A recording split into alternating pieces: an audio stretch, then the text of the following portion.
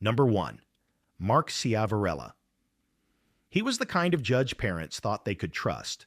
Strict, disciplined, and unflinching in his belief that consequences shaped character. In a small Pennsylvania courtroom, teenagers stood before him expecting justice, not realizing they were stepping into a system quietly twisted against them. To the outside world, Mark Ciavarella seemed like a hardline authority figure cleaning up youth crime. But behind closed doors, he was part of one of the most disturbing corruption scandals in modern American judicial history, one that would eventually be called Kids for Cash. Mark Arthur Ciavarella Jr. was born in 1950 and built the image of a no-nonsense public servant. He graduated from King's College and the Dickinson School of Law before launching his legal career. In 1996, he became a judge at the Luzerne County Court of Common Pleas in Pennsylvania, presiding over juvenile cases.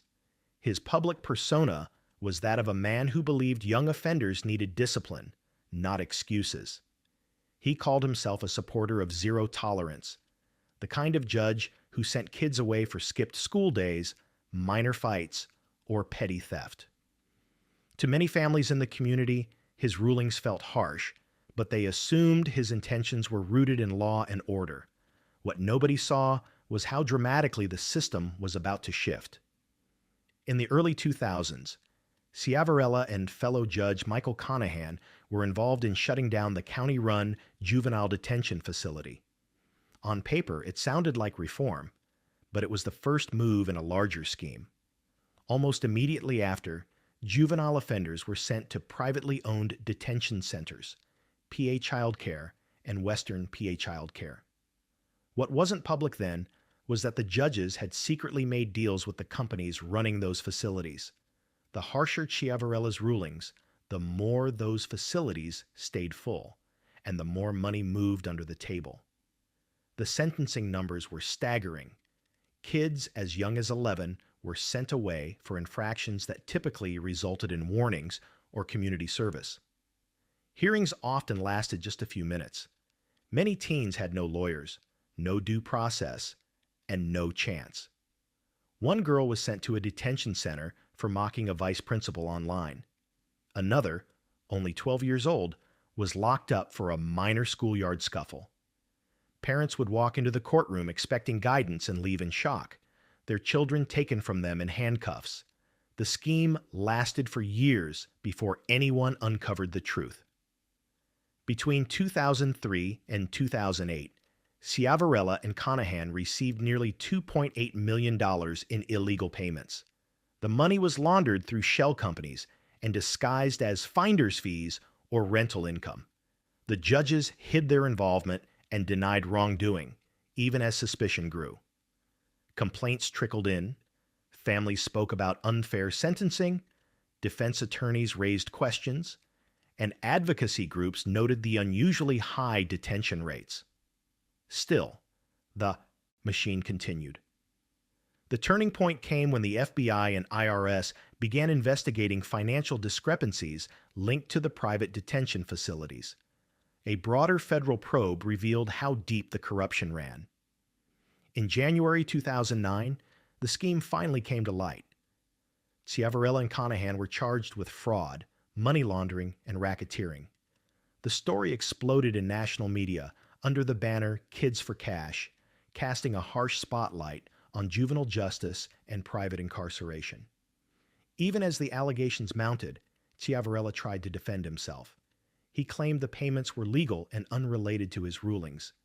But prosecutors pointed to case after case where children were given disproportionate sentences for minor offenses, filling the private facilities and boosting profits.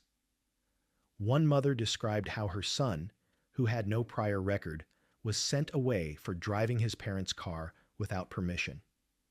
Another family said their daughter spent months in detention for trespassing in an abandoned building. In 2011, after a high-profile trial, Ciavarella was convicted on multiple counts: racketeering, money laundering, conspiracy, and fraud. The judge overseeing his case called his actions a tragedy of epic proportions. Prosecutors emphasized not only the financial corruption, but the human cost. Over 4,000 juvenile convictions were eventually overturned because they were tainted by his misconduct. Thousands of young lives were disrupted, and many carried the trauma of detention into adulthood. Chiavarella was sentenced to 28 years in federal prison. He was 61 at the time, making it unlikely he would ever walk free again. Families of the affected children described relief but also anger that it had taken so long for justice to reach the man who had controlled their fates. Some parents attended the sentencing just to see him led away in cuffs, the same way their children once were. Today, Chiavarella is incarcerated at a federal correctional facility. He has filed appeals and motions over the years, arguing about sentencing guidelines and fairness, but none have released him from the consequences of his actions. His co-conspirator, Michael Conahan, received a separate sentence, and both became symbols of a justice system that had failed the very people it was supposed to protect. The story left a lasting mark on the country.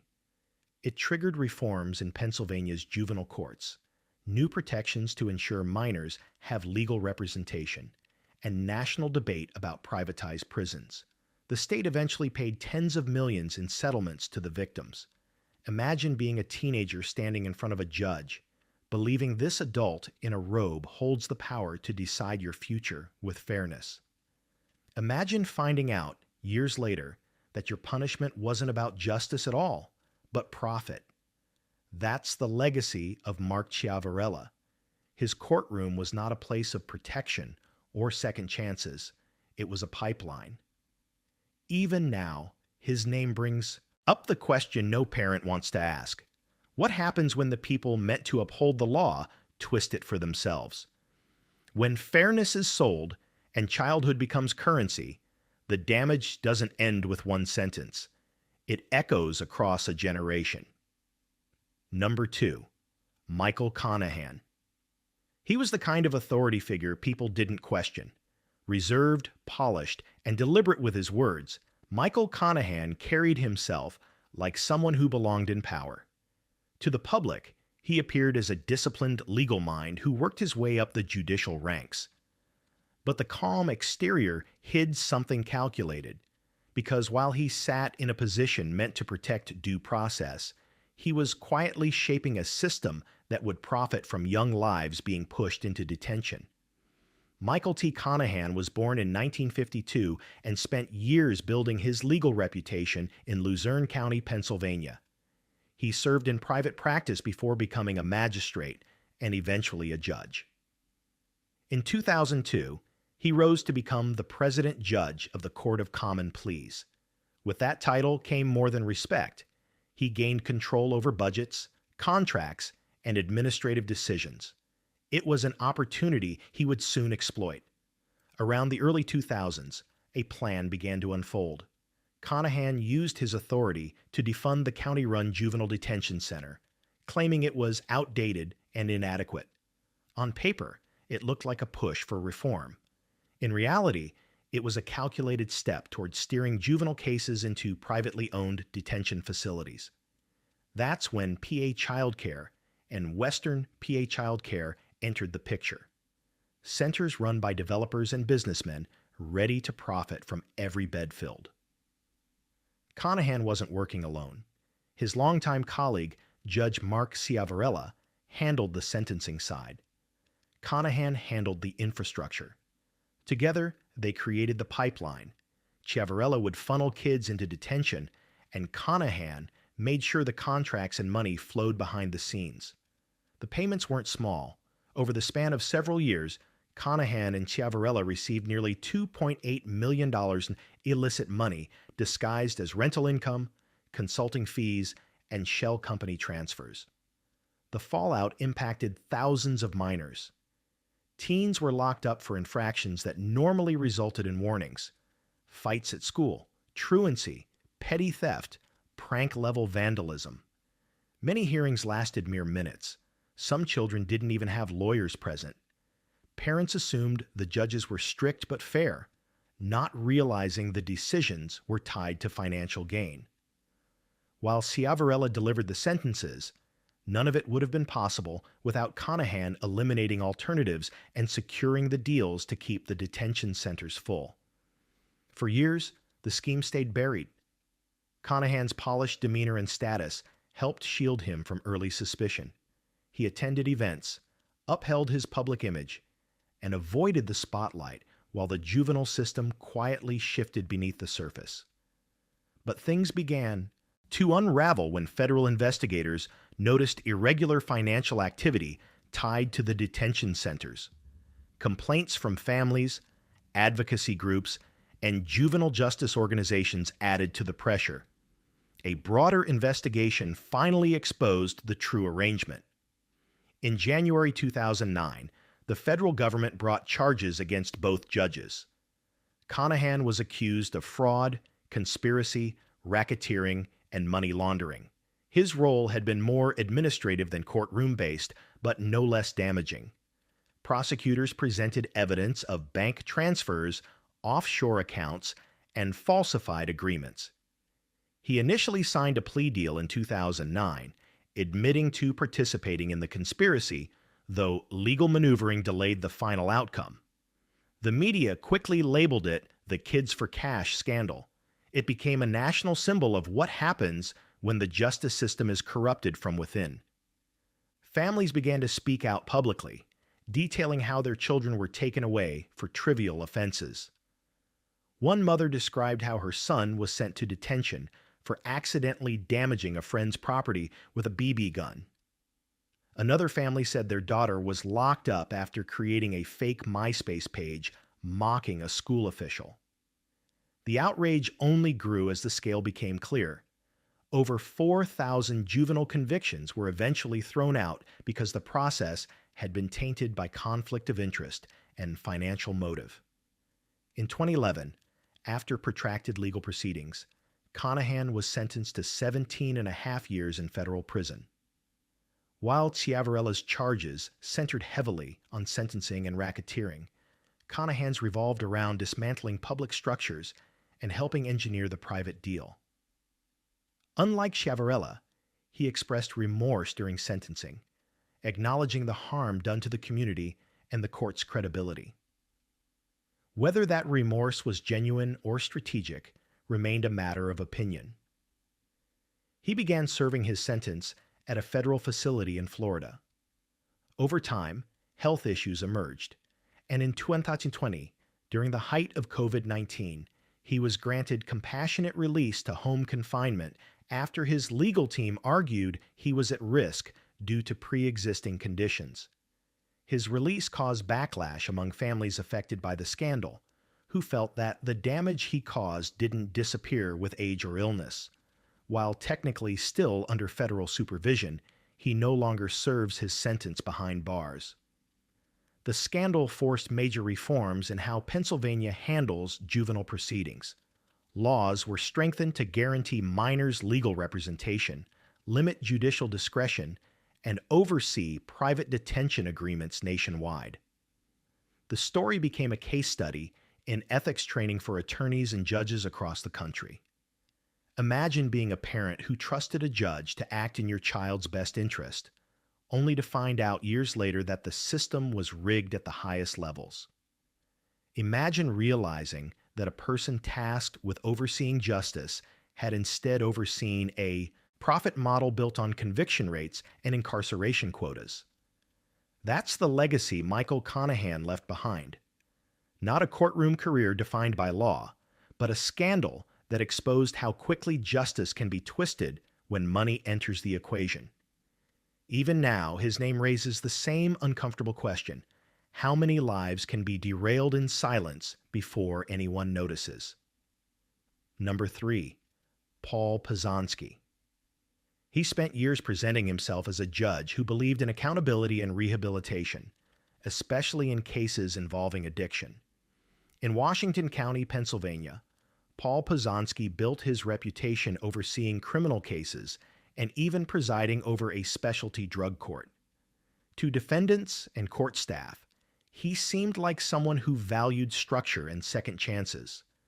What no one realized at first was that the very evidence he was sworn to protect was disappearing, right under his watch. Paul E. Pozonsky began his legal career in the 1980s, working his way up through the justice system. He eventually became a Court of Common Pleas judge, and his assignments included handling narcotics cases. His position granted him access to drug evidence, confidential files, and storage protocols the public assumed were secure. From the outside, he appeared to be a steady hand in cases involving controlled substances, often sentencing offenders based on the very evidence logged from their arrests. But behind closed doors, something unusual was happening. Over time, local officials started noticing discrepancies in evidence storage. Sealed containers of cocaine were being checked out for unexplained reasons, often under Pozonsky's authorization. Some evidence was destroyed without standard documentation, while other samples simply went missing. For a long time, there was no clear proof of why, only suspicion that something was off. Investigators didn't act immediately. Judges aren't typically the first people suspected of tampering with narcotics evidence, but the pattern kept emerging, and the district attorney's office started asking questions. Then Pozonsky quietly resigned from his position in 2012 and accepted a job in Alaska's Workers' Compensation Board. The timing raised eyebrows. Soon after his departure, a deeper audit of the evidence room revealed exactly what people feared. Entire packages of cocaine tied to active criminal cases were gone. That suspicion turned into a full investigation. Auditors discovered that Pozonsky had personally ordered law enforcement officials to bring drug evidence from secure storage to his courtroom without clear cause. In multiple instances, he then removed portions of that evidence and replaced them with similar-looking substances like baking soda. Over time, more than 500 grams of cocaine were unaccounted for or contaminated. It wasn't a clerical error. It was deliberate. When facing investigators, Pozonsky initially denied wrongdoing. He argued that his orders were part of routine disposal procedures or legal review. But the evidence trail was too specific. Containers logged with precise weights no longer matched their records. In some cases, his fingerprints were on sealed bags only evidence technicians were supposed to handle. The truth finally came out. He had been taking cocaine from evidence for his own personal use. In May 2013, he was charged with multiple counts, including theft, obstruction, tampering with evidence, and possession of controlled substances. The idea that a sitting judge had stolen drugs from his own courtroom stunned the legal community. Cases he had presided over were now under scrutiny, as defense lawyers questioned whether outcomes were compromised by his actions. Faced with mounting proof, Pozonsky waived his right to trial and accepted a plea deal. In 2015, he pleaded guilty to charges of theft by unlawful taking, obstruction of the administration of law, and possession of a controlled substance. During sentencing, prosecutors emphasized not only the illegal acts but the betrayal of public trust. They argued that his actions threatened to overturn convictions and derail years of criminal prosecutions. He was sentenced to 30 months of intermediate punishment, including house arrest, probation, and mandatory treatment programs. Many people felt the sentence was light compared to the damage caused. Some of the criminal cases linked to the stolen cocaine had to be revisited. Prosecutors were forced to either drop charges or negotiate new deals because their evidence had been compromised by the very judge meant to safeguard it. Pozonsky eventually returned to Pennsylvania to serve his sentence and compliance conditions. His law license was suspended, and his career in the judiciary ended for good. His time in Alaska also came under review, and he resigned from that role as well. The case became a symbol of how authority can hide misconduct until it seeps into the system. Imagine being a defendant in drug court, believing the judge above you was unbiased and fair, only to discover he was using the very substances you were being prosecuted over. Imagine years of cases suddenly thrown into question because the chain of evidence was tainted by a single person with unchecked access. That was the legacy Pozhansky left behind. Not just a crime, but a collapse in confidence for everyone who walked into his courtroom. Even now, his story raises a quiet reminder. When power shields misconduct, the damage isn't measured only in laws broken, but in the trust that disappears with it. Number 4, Tim Nolan. He spent decades building influence in politics, law, and public service. To many in northern Kentucky, Tim Nolan looked like an unlikely figure to end up in a criminal courtroom. He was a former district judge, a school board member, and even chaired a county campaign during a presidential election cycle. But while he projected an image of authority and community leadership, investigators would later uncover a hidden pattern of exploitation that stretched back years. Timothy Nolan was born in 1947 and became a notable figure in Campbell County, Kentucky. By the 1990s, he had already served as a district judge, handling misdemeanors and local disputes. After leaving the bench, he didn't disappear from public life. He continued working as a lawyer, engaged in real estate, took on civic positions, and remained politically active.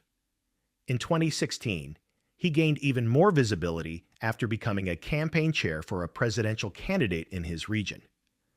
With his status and history in law, most people assumed he understood the limits of legal and ethical responsibility. But beneath that public profile, he was preying on some of the most vulnerable people he could find. Investigators discovered that Nolan had used his influence to manipulate women, many of them struggling financially or battling addiction.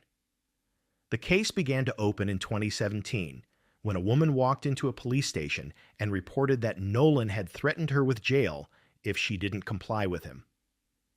That allegation led authorities to look deeper, and what they found didn't stop with one victim. As detectives conducted interviews, multiple people came forward with eerily similar accounts. Nolan approached women who were in desperate circumstances, some homeless, some dealing with substance dependency, others trying to avoid legal trouble. He offered money, housing, or help with court cases, but behind those offers were threats and coercive pressure. Victims later said he told them that if they didn't do what he wanted, he would use his past connections with law enforcement and the courts to ruin them. The investigation expanded fast. The Kentucky Attorney General's office formed a special unit to handle the case. The list of charges grew: human trafficking, witness tampering, unlawful transactions with minors, prostitution-related offenses, and retaliation against accusers. Some of the incidents dated back to 2011. At the time of his arrest in May 2017, Nolan was 70 years old and still active in politics and public boards.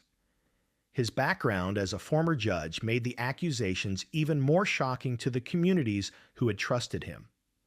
Over the months that followed, prosecutors compiled multiple victim statements and uncovered messages and records showing how he used money and threats to maintain control. He faced a total of 28 felony counts. Instead of going to trial, Nolan eventually admitted guilt. In February 2018, he pleaded guilty to 21 charges, including human trafficking of a minor, unlawful imprisonment, and witness tampering. During the plea process, victims described being lured, pressured, or blackmailed into situations they couldn't escape.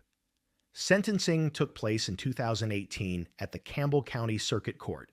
Prosecutors asked the court to consider his long career in law and his calculated abuse of power. The judge agreed, emphasizing the danger in someone using a legal background as leverage to silence and intimidate vulnerable people. Tim Nolan was sentenced to 20 years in prison. At the time of his sentencing, he tried to downplay the harm, suggesting his actions were misunderstood. But the court record showed a consistent pattern of predatory behavior spanning multiple years. He was also ordered to register as a lifetime offender and barred from positions involving public authority or contact with potential victims. Some of the women who spoke during the proceedings said they had been afraid to report him for years, specifically because of his previous role as a judge. Even though he was in his 70s, the sentence reflected the seriousness of the crimes. Currently, Nolan is incarcerated in Kentucky, serving his 20-year sentence in the state prison system. With his age and the length of the term, his chances of returning to public life are effectively gone. His legal appeals have not undone the conviction, and he is unlikely to secure early release. Imagine living in a community where a former judge and political figure has the ability to shape reputations, influence officials, and appear untouchable. Now imagine being one of the people he targeted, told that no one would believe you, or worse, that he could make your life fall apart with one phone call. For years, his outward respectability hid what was happening in private. His case became a warning about how authority doesn't always protect the innocent. Sometimes it shields the abuser. And when someone with legal training, public influence, and decades of credibility uses all of that to manipulate others, the fallout isn't just criminal, it fractures trust in the system itself. Tim Nolan once sat on the bench as a judge. Years later, he sits in a prison cell as an inmate. The title changed, but only after the truth finally surfaced. Number 5. Dawn Gentry. She wasn't the type of judge people immediately suspected of scandal. On the surface, Dawn Gentry seemed like a rising legal figure in northern Kentucky, confident, well-connected, and trusted enough to preside over family court cases involving custody, abuse claims, and the lives of children. But behind the reputation was a pattern of behavior that turned her courtroom into something unrecognizable from the standards she was sworn to uphold. Dawn Marie Gentry was appointed as a family court judge in Kenton County in 2016. She quickly became known in the courthouse for her assertive personality and hands-on involvement with staff. Her role put her in charge of sensitive cases affecting families in crisis. People expected professionalism. What they eventually got was chaos disguised as leadership. Not long after settling into the position, Gentry began using her role to build a circle of personal allies. Attorneys and employees described a work environment that felt less like a courtroom and more like a private network where loyalty mattered more than qualifications. She appointed friends to advisory boards, reassigned people who didn't fall in line, and pressured others to support her political campaign. One of the first signs of serious misconduct surfaced when a former court employee came forward with concerns. That opened the door to more allegations.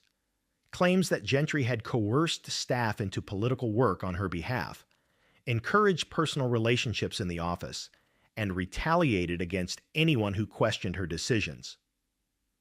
As investigators interviewed court personnel, the details kept growing. Sources described her using her judicial influence to pressure attorneys to donate to her campaign or appear at fundraising events. Some reported that if they didn't go along with her demands, their cases would face delays or unfavorable treatment. In a family court setting, where decisions can affect parental rights and child safety, those allegations were especially troubling. Witnesses also spoke about inappropriate conduct involving individuals she hired or promoted. Several employees said she created a social environment in chambers that crossed professional lines. That included inviting people she was personally involved with into courthouse roles and involving them in staff activities unrelated to court business. At least one employee said they were expected to participate in after-hours conduct they were not comfortable with, but feared retaliation if they refused. As complaints stacked up, the Kentucky Judicial Conduct Commission launched a formal investigation. Gentry initially dismissed the claims as exaggerated or politically motivated, but interviews and internal records told a different story. She was accused of retaliating against employees she believed were disloyal, pressuring staff and lawyers to support her re-election campaign, allowing personal relationships to influence court staffing and decisions, using her position to create a social circle from courthouse personnel, and failing to maintain impartiality in cases before her. In December 2019, she faced multiple counts of judicial misconduct. The proceedings laid out how her leadership blurred the line between public duty and personal ambition. Family court litigants had no idea that decisions affecting them were made in an environment where favoritism and coercion had become routine. Rather than stepping down, Gentry attempted to defend her actions. But during the hearings, former colleagues testified about the pressure and fear they experienced under her oversight. One attorney said privately disagreeing with her could cost someone their career. Another described how professional reputations were damaged if they refused to do campaign work for her. In 2020, the Judicial Conduct Commission reached a final decision. Gentry was removed from the bench, making her one of the few Kentucky judges in recent history to be stripped of her position for misconduct. The ruling cited her abuse of power, lack of impartiality, and violation of ethical standards expected from the judiciary. After losing her seat, she faced additional fallout. Her law license came under review, and former employees considered civil action related to her conduct. She also lost the judicial election she had been campaigning to secure, ending her rise in public service. While she did not face criminal charges like others on this list, the severity of the misconduct was enough to end her career and damage the court's credibility. Imagine being a parent walking into family court, expecting fairness in a decision about custody or protection. Now imagine learning that the judge in charge was more focused on personal alliances and power plays than objectivity.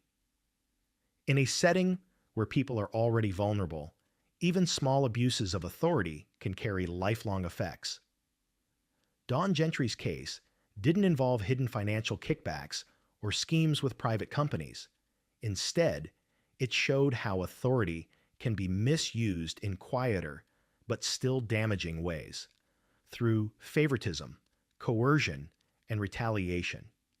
Her removal became a reminder that corruption isn't always about money. Sometimes it's about ego, influence, and the belief that a robe places someone above accountability. Her courtroom was meant to resolve family crises. Instead, it became the center of one. Number 6. Tracy Hunter. When Tracy Hunter became a judge in Hamilton County, Ohio, her appointment made headlines. She was the first African American elected to the juvenile court bench in that county, and her supporters saw her as a voice for fairness and reform. But within a few years, her name would become known for a very different reason: allegations of misconduct, a criminal conviction, and a courtroom drama that ended with her being physically escorted to jail. Tracy Marie Hunter came into office in 2012 after a long legal battle. Her election had been contested, and she fought in court before finally being seated. She began her judicial career focused on issues involving minors and child protection cases. To some, she appeared determined to challenge systems she believed were flawed. But inside the courthouse, critics claimed she created tension with staff and strained relationships with prosecutors and administrators. The situation escalated when questions arose about how she was handling certain cases. By 2013, a grand jury opened an investigation into her conduct. The allegations centered around her alleged involvement in trying to influence outcomes related to her brother, Stephen Hunter, who worked as a youth corrections officer and was facing disciplinary action. Prosecutors said she used her position to gain confidential documents about his case and tried to impact the internal process reviewing his conduct. In 2014, Hunter was indicted on 9 felony counts, including tampering with evidence, misuse of her office, theft in office, and having an unlawful interest in a public contract. The most serious claim was that she used her judicial authority to obtain non-public documents and shield her brother from consequences. During the investigation, court employees testified that she pressured staff to give her access to restricted records. The trial that followed was closely watched. Hunter maintained that she was being unfairly targeted for political and racial reasons. Her defense argued that the prosecution exaggerated routine judicial actions and that she acted within her authority. But prosecutors presented testimony and documentation that showed she crossed legal boundaries to benefit a family member. In October 2014, after a long and contentious process, the jury found her guilty on one felony count, having an unlawful interest in a public contract. The jury was deadlocked on the other 8 charges, which were later dismissed. The conviction alone was enough to trigger disciplinary action and remove her from the bench. In 2015, she was sentenced to 6 months in jail and 1 year of probation. The sentence sparked protests from her supporters, who claimed she was a victim of bias and retaliation. Over the next several years, she filed numerous appeals to overturn the conviction and delay incarceration. For a long time, those legal maneuvers kept her out of jail, but the conviction remained. The moment that brought national attention came in July 2019. After exhausting her appeals, the court ordered her to begin serving her sentence. When she appeared for the hearing, tensions were high. As the judge read the order, deputies approached to take her into custody. She stood still, refusing to walk on her own, and officers lifted her by the arms and carried her out of the courtroom as supporters shouted in protest. Cameras captured the scene, and the video quickly spread across news outlets and social media. During her incarceration, she served part of her sentence before being released early on work detail credit. Her law license was suspended, and she has not returned to the bench. To this day, she continues to argue that the prosecution was politically motivated and that she was punished for challenging existing systems. However, the conviction still stands. Imagine being a judge trusted to interpret laws, only to face trial under those same laws. Imagine the public watching as someone once seen as a symbol of justice has to defend their own actions in front of a jury. Whether people saw her as a cautionary tale or a target of politics, the outcome was the same. Her legal career ended not with retirement, but with a felony on her record. Tracy Hunter's story is different from others fueled by bribery or financial gain. Her case hinged on influence, boundaries, and using judicial power to protect someone close to her. In a system that relies on separation of personal interest from legal authority, even one act of interference can tear down a career. Her rise was historic, but her fall made history too, in a way no judge aims for. Number 7. Herman Thomas. In his courtroom, Judge Herman Thomas projected an image of discipline and control. He served in Mobile County, Alabama, and for years was considered a respected figure in the local justice system. He handled criminal cases involving people who often had limited resources or little power to fight back. What nobody saw early on was how he allegedly used that imbalance to his advantage, turning his authority into something far from lawful. Herman Thomas began his judicial career in the 1990s, working his way up to circuit judge. He was one of the few black judges in the state at the time, and his presence on the bench was viewed by some as progress in a region with a complicated legal history. But as rumors began circulating over his conduct behind the scenes, it became harder to separate the public perception from the private reality. The first signs of trouble emerged when people started questioning why certain defendants were being taken out of jail and brought to unusual private meetings. These weren't official hearings and weren't always documented. Eventually, whispers turned into formal complaints. Several inmates claimed Thomas had offered to reduce their sentences or adjust their probation in exchange for personal favors. Others said he physically disciplined them in ways that had no place in a courtroom or jail facility. By 2007, the Alabama Judicial Inquiry Commission began looking into his conduct. Their investigation uncovered allegations from multiple former inmates who said Thomas had taken them from the county jail to a private location, often his office, or in some reports, a different area of the courthouse, with no guards present. Some claimed he hit them under the guise of teaching discipline. Others said he made comments suggesting they owed him something in return for helping their cases. These weren't isolated claims. They came from different defendants at different times. In 2009, a grand jury handed down a sweeping indictment. Thomas was charged with more than 50 counts, including ethics violations, assault, extortion, and using his position for personal benefit. Some counts involved allegations of inappropriate physical contact during those private meetings. Prosecutors described a pattern where young male defendants were singled out, removed from standard legal procedures, and pressured into situations where consent didn't exist because of his power over their freedom. Thomas denied the accusations and argued that his actions were being distorted. His legal team claimed the case was based on unreliable witnesses, people with criminal records who had reasons to lie. Despite his defense, the Alabama Court of the Judiciary forced him to resign from the bench before the criminal trial began. Losing his judicial seat was the first major consequence, but not the last. As the case moved forward, prosecutors struggled to get every charge to stick. Some counts were dismissed before trial, and others fell apart due to evidentiary issues or conflicting testimony. In 2009, the criminal case reached a critical moment when the prosecution dropped most of the charges mid-trial, citing concerns about how the jury might interpret the testimony. Ultimately, Thomas was acquitted on all remaining counts, but an acquittal in criminal court didn't erase what the Judicial Ethics Commission had already uncovered. He had already resigned to avoid being forcibly removed. The State Bar Association took action to strip him of his law license. Even though he technically avoided a criminal conviction, his legal career was effectively over. The public reaction was divided. Some people believed he escaped liability due to legal technicalities.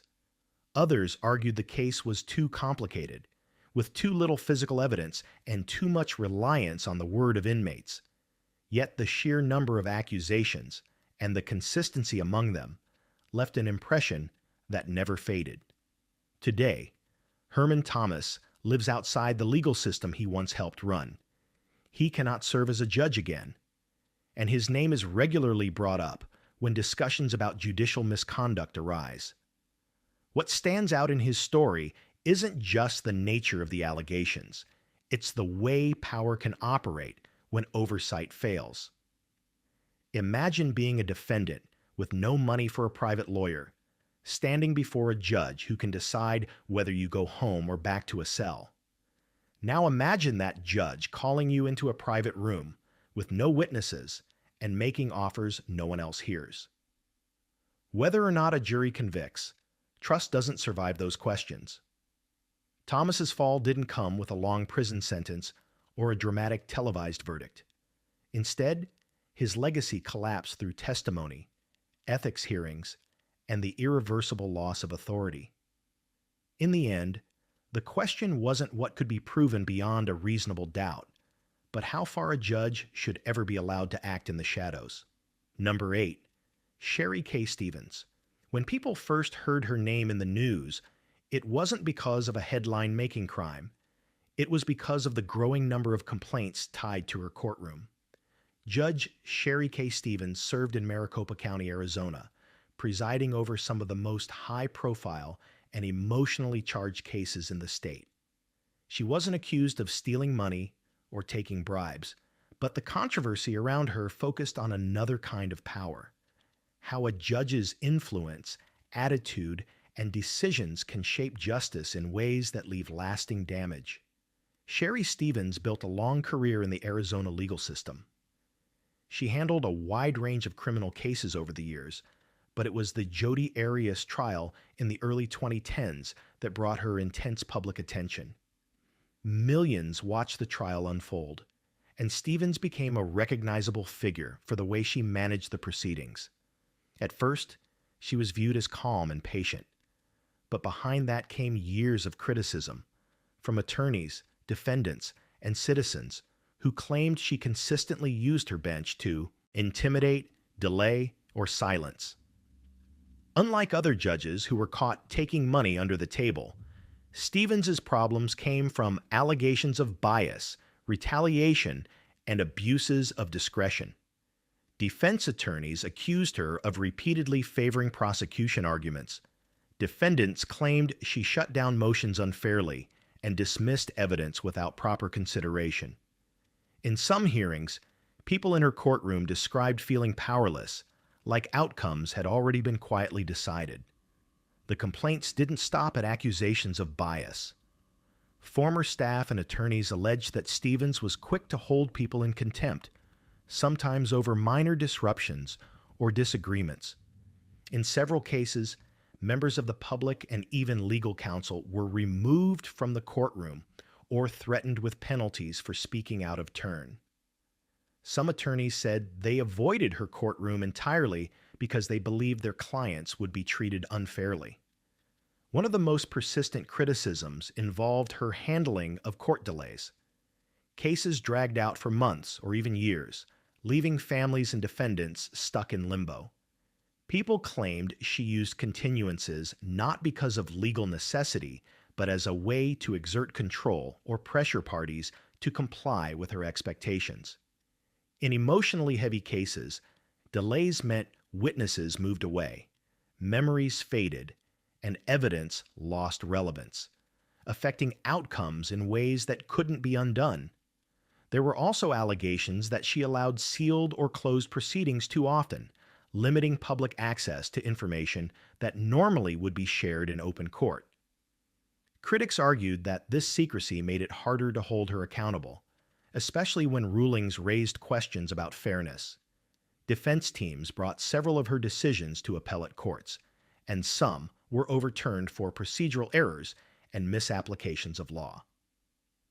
Judicial review boards began receiving formal complaints. Lawyers filed ethics concerns over the way she spoke to defendants and handled sentencing. In some cases, people said her tone bordered on demeaning or dismissive, especially toward individuals representing themselves or those with limited education. Others pointed to guardianship and mental health cases where families said she ignored evidence or rushed to decisions without hearing full testimony. Despite the growing backlash, Stevens continued to serve for years. Judges rarely face criminal prosecution for misconduct unless money or fraud is involved, and much of her controversy existed in the gray area between unethical behavior and legally protected discretion. Still, investigations were opened to evaluate claims of partiality and abuse of authority. Public defenders and private attorneys submitted written accounts describing patterns of intimidation and rulings that appeared retaliatory. Eventually, the pressure caught up with her. As more attorneys spoke out and more cases were appealed, her reputation shifted. People who once respected her for controlling a courtroom began to question whether that control had crossed into something harmful. Although she was never arrested or convicted of a criminal act, her legacy reflects a different kind of judicial breakdown, one where fairness is eroded not by bribes or schemes, but by unchecked power and a pattern of decisions that left people feeling the system was stacked against them. Today, Sherry Stevens is no longer on the bench. She stepped away from the role after years of rising scrutiny. For some, her departure came too late. Defendants who went through her courtroom still talk about sentences they believe were harsher than necessary, hearings that felt predetermined, and motions she dismissed without explanation.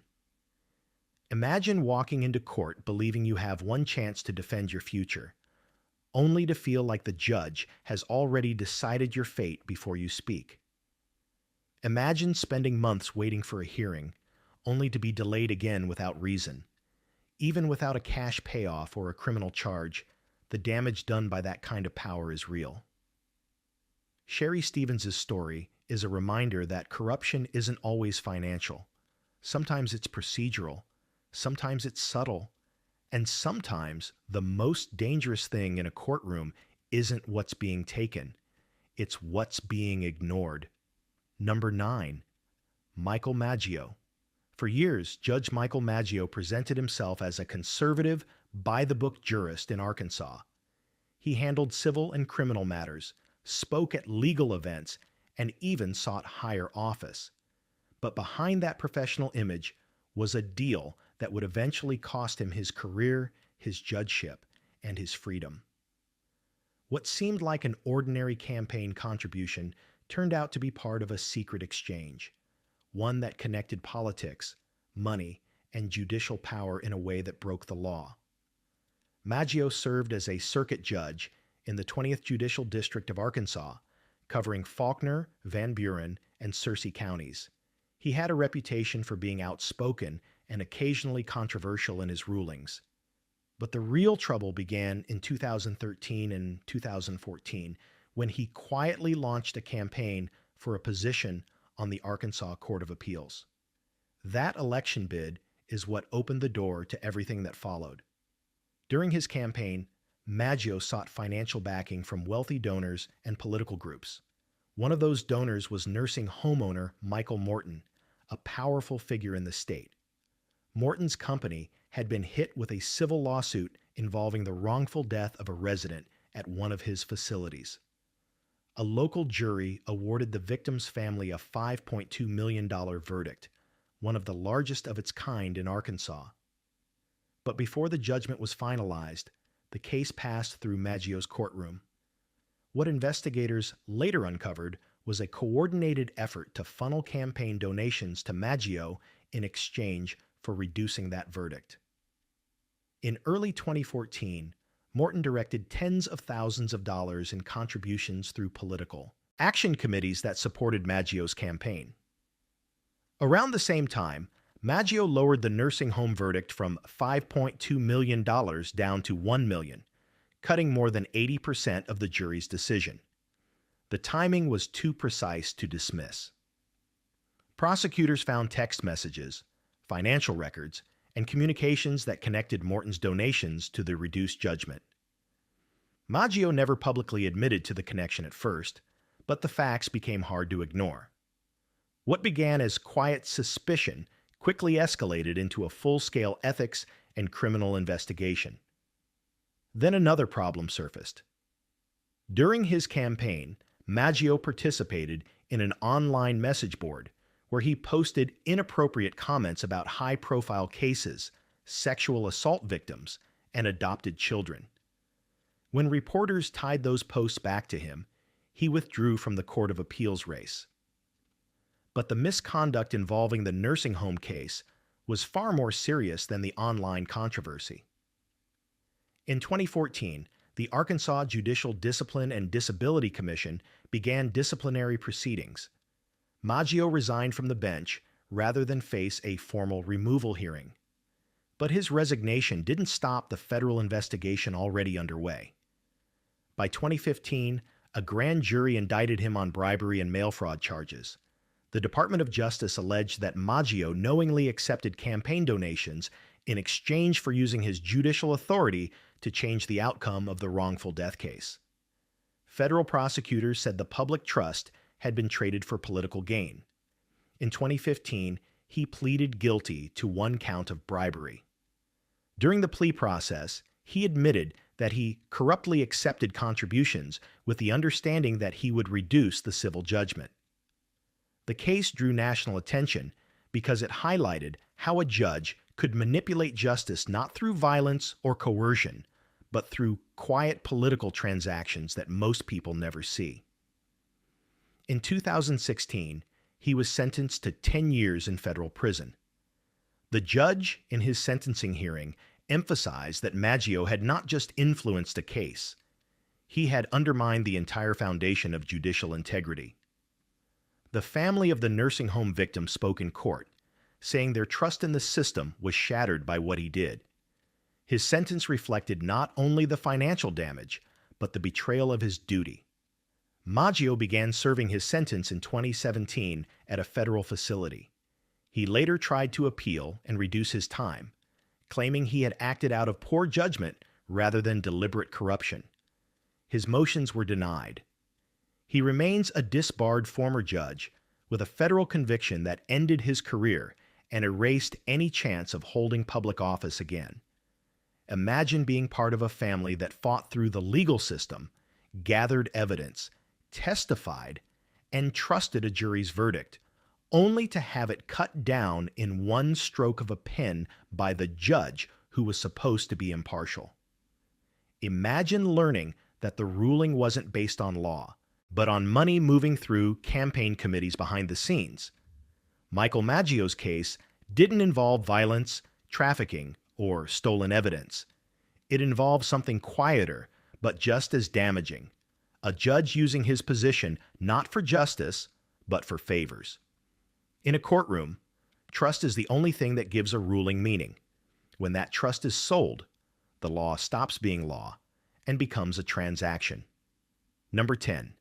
John C. Roach, Jr. To the public eye, Judge John C. Roach, Jr. presented the image of a polished and respected Kentucky jurist. He served as a family court judge in Fayette County, handling high-stakes cases involving custody, divorce, guardianship, and parental rights.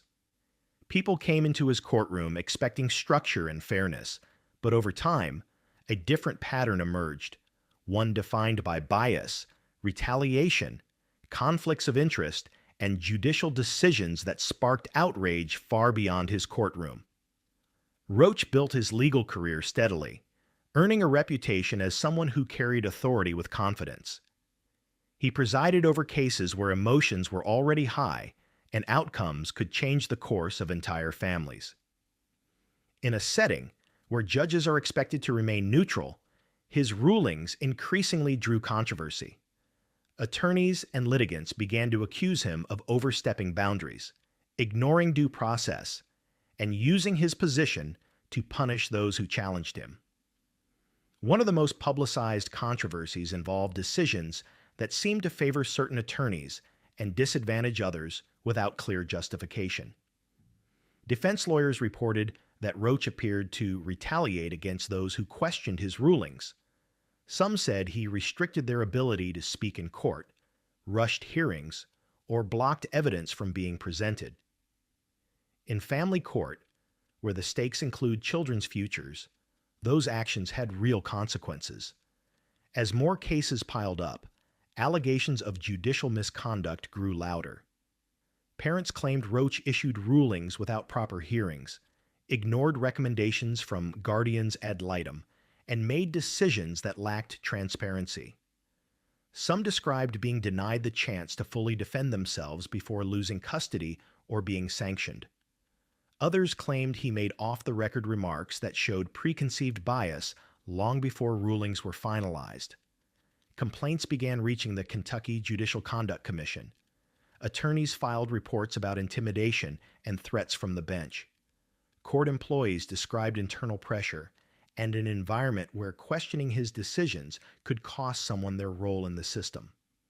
What surfaced repeatedly was the idea that he treated the courtroom as a place where his personal authority outweighed the legal process. One of the most talked about issues involved his handling of sealed cases and closed-door proceedings. Critics claimed he shielded certain rulings from public view, making it harder to challenge his decisions or hold him accountable. Even when appeals were filed, families said the process had moved so far ahead that damage had already been done. The complaints eventually triggered a formal review. While Roach was not charged with a crime like some other judges on this list, he faced serious ethical scrutiny over how he wielded judicial power. The concern wasn't about money changing hands, but about fairness being replaced by personal influence. The judiciary exists to protect citizens from bias, not reinforce it, and Roach's rulings increasingly raised questions about whether justice in his courtroom depended on which side you were on. He ultimately faced disciplinary action tied to these allegations. Rather than risk removal through a formal hearing, he stepped away from the bench amid growing pressure. That departure didn't erase the consequences his decisions left behind. Families who passed through his courtroom continued to appeal cases he presided over, and some attorneys pushed for policy changes to prevent similar abuses. Imagine going into court to secure custody of your child, believing the judge will weigh facts and testimony fairly. Now imagine realizing that the person making the decision has already formed an opinion based on who your lawyer is, or worse, how much he dislikes being challenged.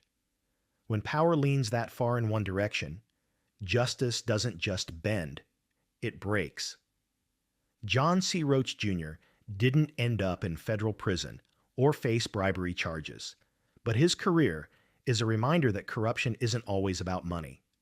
Sometimes it shows up in the form of unchecked authority, personal grudges, and decisions made from the bench without room for defense.